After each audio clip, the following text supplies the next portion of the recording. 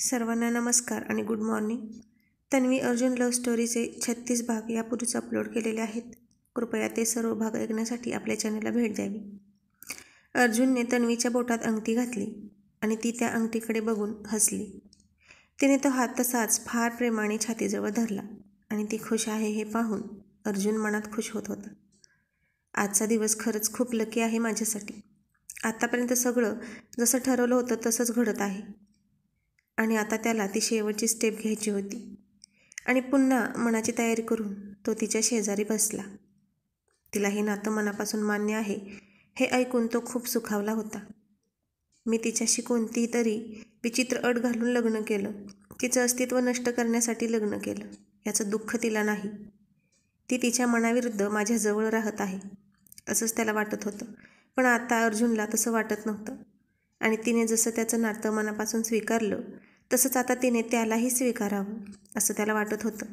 म्हणून त्यानं पुढाकार घेतला आणि तिला खांद्याला धरून स्वतःकडे वळवली.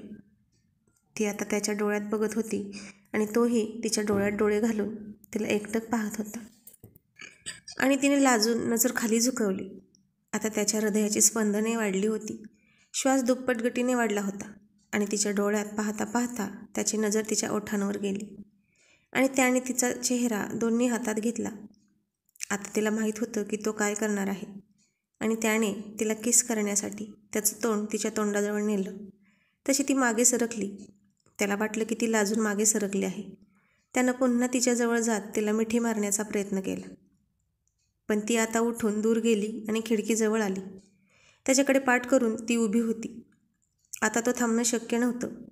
ती त्याच्यापासून लांब लांब जाते, काहीही बोलत नाही, याचा अर्थ ती लाजत आहे असंच त्याला वाटलं. आणि त्यानं त्याचा शर्ट काढून बेडवर फेकला आणि तिच्याकडे पाहिलं.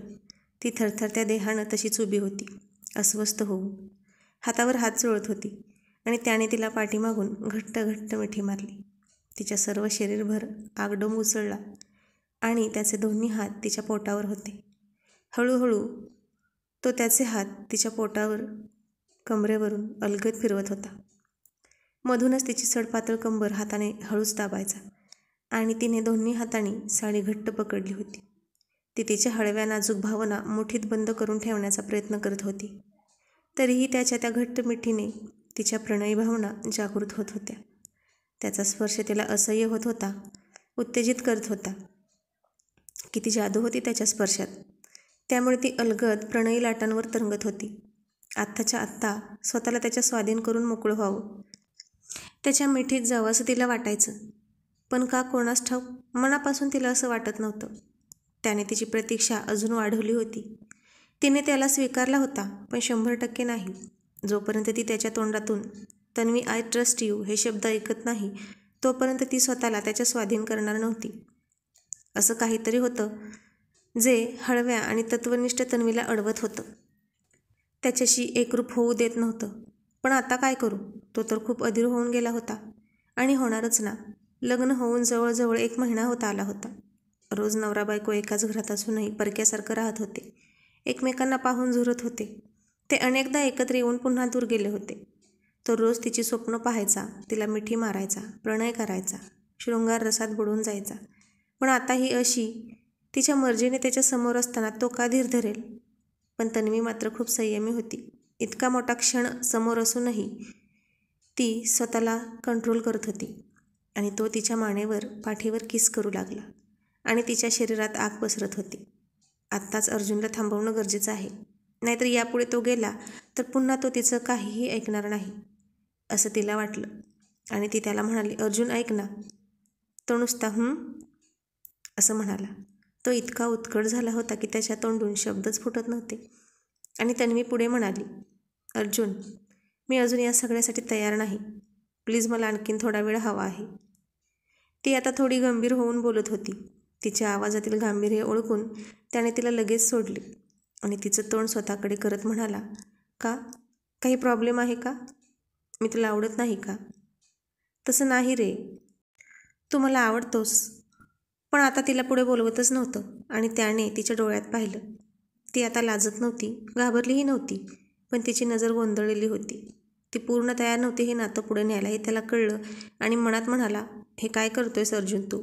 अरे आजच तिने तिला हे नातं मान्य आहे हे कबूल केलं आहे ना, मग आजच ती या सगळ्यासाठी कशी तयार असेल? आधीच ती खूप हळवी आहे. तिच्या मनावर एखादी गोष्ट कोरली तर ती लगेच पुसत नाही. तू जरी सगळं विसरून गेला असशील तरी तिला हे लगेच विसरणं शक्य नाही.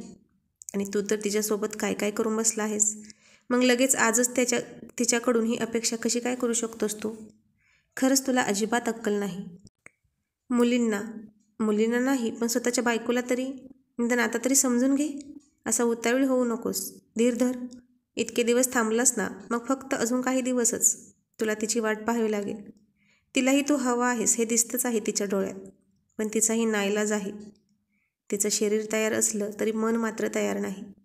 मग नुसतं शरीर उपभोगून काय उपयोग? शी, त्या दिवशी उगीच मी तसा वागलो, पण आता अशी चूक पुन्हा करणार नाही. म्हणजे नाही. आता तिला वेळ हवा आहे ना, मग देईन मी तिला वेळ. तिला हवा तेवढा. गाही नाही करणार. मी थांबायला तयार आहे तिच्यासाठी, ती म्हणेपर्यंत, अगदी शेवटच्या श्वासापर्यंत. तोपर्यंत ती तिच्या मनाची तयारी करेल आणि मी तिचं मन जिंकून घेण्याचा प्रयत्न करेन. आणि ती माझीच आहे यात आता कोणतीही शंका नाही. आणि त्याने तिचा हात हातात घेतला. हळूवार त्या हाताला किस केला आणि हसून म्हणाला, आजपासून आपण आपल्या नात्याची नव्यानं सुरुवात करूया. पुन्हा पहिल्यापासून एकमेकांना समजून घेऊया. तू जोपर्यंत मनाने यासाठी तयार होत नाहीस तोपर्यंत मी हे आपलं नातं तुझ्यावर लादणार नाही. मी वाट पाहीन. आणि तिला खूप बरं वाटलं. आणि इतक्यात तिचा फोन वाजला. एकाच वेळी दोघांनीही फोनकडे पाहिलं. तो कुणालचा होता. रात्रीचे 1:45 झाली होती आणि यावेळी कुणालचा फोन आला आणि तिने अर्जुनच्या तोंडाकडे बघितलं. तो नक्की चिडणार असंच तिला वाटलं होतं. आणि अर्जुन मनात म्हणाला, रात्रीचे 1:45 वाजता याने फोन का केला असेल? तन्वी पार्टीत यायला नको म्हणत होती. ती घाबरली होती म्हणून कुणाल तिला फोन करत होता. आणि त्याने आता तिच्या चेहऱ्याकडे पाहिलं आणि तन्वी त्याच्याकडे काहीशी घाबरून पाहत होती.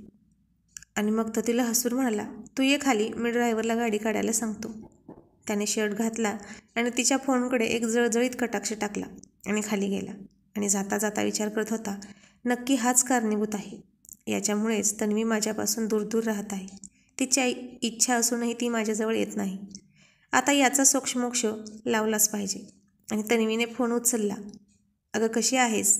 कधीचा फोन करतोय तुला? कुणाल म्हणाला. अरे तुला काही वेळ लागला आहे का? इतक्या रात्री फोन करतं का? काय म्हणालीस? आता काय मी पहिल्यांदा तुला फोन करतोय का रात्रीचं? याआधी तर कधी अशी म्हणाली नाहीस. काय नक्की करत काय होतीस? आणि तन्वी आता लाजून गप्प बसली. तो पिसाळलेला धुमगीत होता की काय तुझ्या आसपास, म्हणून फोन घेत नव्हतीस? आणि तन्वी म्हणाली, आसपास नाही, माझ्या समोरच होता तो. आणि त्याने तुझा फोन पाहिला आहे. अरे बापरे, आता गं, तुझ्यावर चिडला तर नाही ना तो? माझ्यावर तर नाही चिडला, पण तुझं आता काही खरं नाही. तुझ्यावर रागावले आहे तो. जपून राहा, तन्वी हसत हसत म्हणाली. ते जाऊ दे गं, पण मला सांग, पार्टी कशी झाली आणि कधी घरी आलीस तू? अजून घरी कुठे आली मी, इथेच आहे. असं म्हणून तन्वीने जीभ चावली आणि कुणाल म्हणाला, काय? इतकी रात्र झाली तरी तुम्ही तिथेच आहात? तू व्यवस्थित आहेस ना? आणि इतका वेळ तुम्ही काय करता आहात तिथे? पार्टी तर संपली असेल ना केव्हाच? अरे हो, निघणारच आहे, पण गाडी खराब झाली. पण आता निघणार आहे आम्ही. आणि तो अँग्री यंग मॅन कसा आहे गं? काही फरक त्याच्यात? कुणाल हा एकच प्रश्न तिला नेहमी विचारायचा, कारण त्याला तिला खुश बघायची होती. आणि अर्जुन खुश असेल तरच ती खुश असणार होती. ओके, मग घरी गेल्यावर फोन करतो. अरे नको, आता तू झोप. खूप उशीर झाला आहे. तू नको काळजी करू माझी. अर्जुन आहे माझ्यासोबत आणि यापुढेही तोच असणार आहे कायम माझ्यासोबत. तो आता माझी काळजी करणं सोडून दे. ती असं म्हणाली आणि दाराबाहेर उभ्या असलेल्या अर्जुनने ते सगळं ऐकलं. कारण आता त्यालाच प्रयत्न करून त्याचे कान डोळे उघडे ठेवून सत्य जाणून घ्यायचं होतं. तेही तिला न माहीत होता, कारण ती तर त्याला काही सांगतच नव्हती. अर्जुन आहे माझ्यासोबत हे शब्द त्याने ऐकले आणि त्याला किती आनंद झाला. हे त्याला शब्दात सांगता येणार नव्हतं. किती विश्वास ठेवत होती ती माझ्यावर, आणि मी तिच्यावर इतका विश्वास ठेवलाच नाही. आता कुठे तिचं मन त्याला कळत होतं. हेच तर हवं होतं तिला, नवरा बायकोच्या नात्यातला विश्वास. आता त्याला कुणाल आणि तन्वीचं बोलणं ऐकून त्यात काही ऑड वाटलं नाही. म्हणजे तो जे काही समजत होता तसं काहीच नसेल त्यांच्यात, असं त्याचं मन म्हणत होतं. कदाचित असेल आधी त्यांचं प्रेम, पण आता काही जाणवत नव्हतं. आणि ती म्हणाली, चल ठेव फोन, अर्जुन माझी वाट पाहत असेल. आणि अर्जुन पटकन खाली गेला आणि गाडीत जाऊन बसला आणि तीही आली आणि गाडीत बसली. पण तो ड्रायव्हर शेजारी बसला होता आणि ते पाहून तिला थोडं वाईट वाटलं आणि ती म्हणाली, का तिथे का बसलास? आणि तो म्हणाला, असंच. आणि मग ती खाली उतरली. तो म्हणाला, का खाली का उतरली? मग तीही म्हणाली, असंच. आणि हाताची घडी घालून उभी राहिली. अर्जुन आता गालात हसला. नकारार्थी मान हलवत म्हणाला, इतक्या रात्री पण हिला आडमोठे करायची लहर आली आहे ना. आता हिच्या शेजारी बसलो तर पुन्हा माझं नियंत्रण सुटायचं स्वतःवरचं आणि पुन्हा काहीतरी करून बसायचं. एकीकडे वाट बघायला लावते आणि दुसरीकडे जवळ बोलवून त्रास देते. नुसती परीक्षा घेत आहे माझीही. आणि तो हसतच खाली उतरला, मागे येऊन बसला आणि नुसता घसा साफ करून तिला इशारा केला. ती त्याच्याचकडे तिरक्या नजरेनं पाहत होती आणि मग हसतच त्याच्या शेजारी बसली. आता तो खिडकीतून बाहेर बघत होता आणि ती त्याच्याकडे बघत होती. त्यांची आता खट्टीमिठी लव्ह स्टोरी पुन्हा एका वळणावर येऊन पोहोचली होती. आणि हे एक वळण घेतलं की मग ही लव्ह स्टोरी त्यांच्या अंतिम ध्येयापर्यंत जाऊन पोहोचणार होती. आणि मग फक्त प्रेम आणि सुखच सुख. आता दोघेही घरी आले. एकमेकांना गुड नाईट म्हणून आपापल्या बेडरूममध्ये झोपायला गेले. आणि अर्जुन खूप खुश होता. प्रेम म्हणजे फक्त शरीर सुख नाही. ही एवढी प्रेमाची व्याख्या नसते हे त्याला कळलं होतं. शरीराने एकत्र येण्यापेक्षा मनाने एकत्र येणं खूप गरजेचं असतं हे त्याला पटत होतं.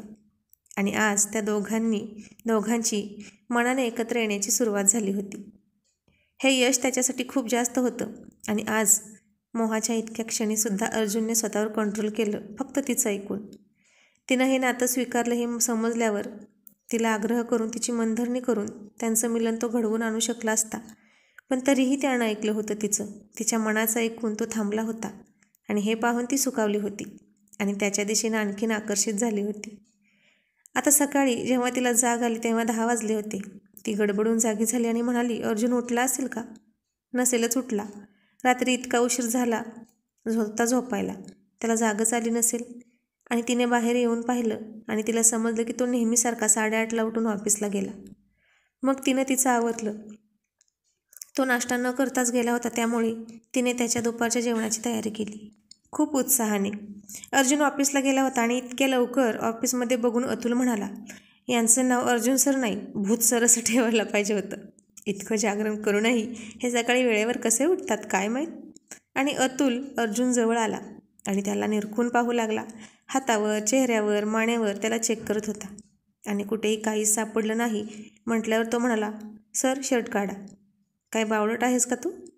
अहो मला बघायचं आहे की रात्री तुमच्या वाघिणीने तुम्हाला पंजा मारला की नाही. आणि अर्जुन हसायला लागला आणि म्हणाला, अरे झटापट झालीच नाही तर पंजा कशी मारेल वाघीण. आणि अतुल चिडून म्हणाला, सर पुन्हा तुम्ही माती खाल्लीत ना, पुन्हा काहीतरी घोळ करून ठेवलात ना, त्यामुळेच चिडल्या ना तन्वी मॅडम. म्हणजे माझी सगळी मेहनत पाण्यात गेली. आता इथून पुढे मी तुमच्यासाठी काहीच करणार नाही. तुम्ही सगळ्यांची वाट लावूनच टाकता. माझं चुकलं, मीच थांबायला हवं होतं तिथं. असा अतुल श्वासही न घेता अर्जुनला एका दमात बोलत होता.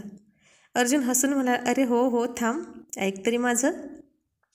आता काय ऐकायचं सर अजून तुमचं? अरे तुझी मेहनत नाही वाया गेली, उलट तुझ्या मेहनतीला यश मिळालं. आणि अतुल चक्रावून म्हणाला, काय? तुम्ही दोघे जवळही आला नाहीत, झटापटही झाली नाही म्हणता. मग कसं काय? तुम्ही म्हणता की हे सरप्राईज यशस्वी झालं म्हणून. आणि अर्जुन म्हणाला, कोण म्हणतं की आम्ही जवळ आलो नाही? अर्जुन सर आता तुम्हीच तर म्हणालात ना झटापट झाली नाही, तुमच्यात तसं काहीही घडलं नाही. मग तरीही तुमचं असं म्हणणं आहे की तुम्ही एकमेकांच्या जवळ आलात. आता ही कुठली अदृश्य जादू म्हणायची? आणि अर्जुन तन्वीचा चेहरा आठवत म्हणाला, प्रेमाची जादू. आणि गालातल्या गालात हसायला लागला आणि म्हणाला, आम्ही शरीराने नाही पण मनाने एकमेकांच्या जवळ आलो, खूप खूप जवळ. आणि अर्जुन तन्वीच्या विचारात हरवून गेला. आणि अतुल हसून म्हणाला, वा रे, प्रेमाची जादू, क्या बात है. पण ही फक्त प्रेमाची जादू नाही तर तन्वी मॅडमच्या प्रेमाची जादू आहे. आणि आता ही जादू कधीच उतरणार नाही.